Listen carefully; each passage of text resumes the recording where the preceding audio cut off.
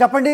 So కార్యకర్తల్ని ముఖ్యంగా మనం చూసాం 4 సభల్లో కూడా మీరంతా మా కుటుంబ సభ్యులు అని నొక్కి వక్కానిచ్చిన ముఖ్యమంత్రి ఈరోజు ఆ కుటుంబ సభ్యుల దగ్గరికే వస్తున్నారు బస్సు యాత్ర ద్వారా. ఏ రకమైన మూడ్ కనిపిస్తోంది ప్రొద్దుటూరులో?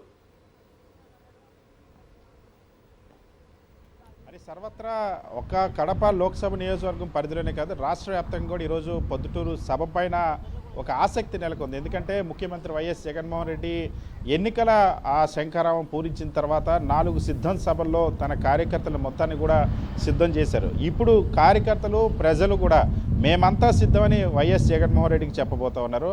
ఆ కాన్సెప్ట్తోనే ఈరోజు పొద్దుటూరులో ఈ సభ, ప్రతి లోక్సభ నియోజకవర్గం పరిధిలో ఒక సభ జరగబోతుంది.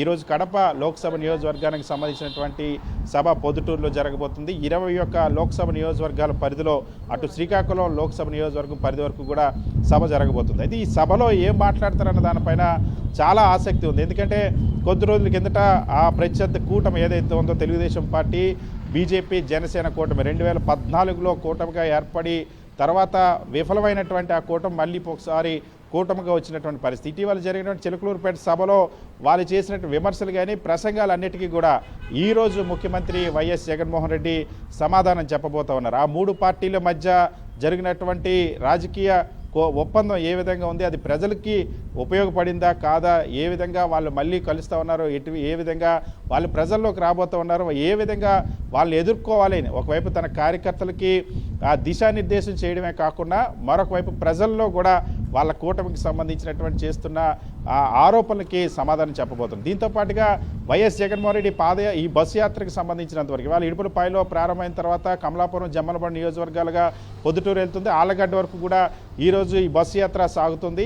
దారి పొడవునా కూడా వచ్చేటువంటి సామాన్యులు కానీ, కార్యకర్తలు కానీ, ప్రజలు కానీ వివిధ వినతి పత్రాలు ఇచ్చే వాళ్ళప్పుడు వాళ్ళతో తీసుకుంటారు, వాళ్ళతో మాట్లాడతారు.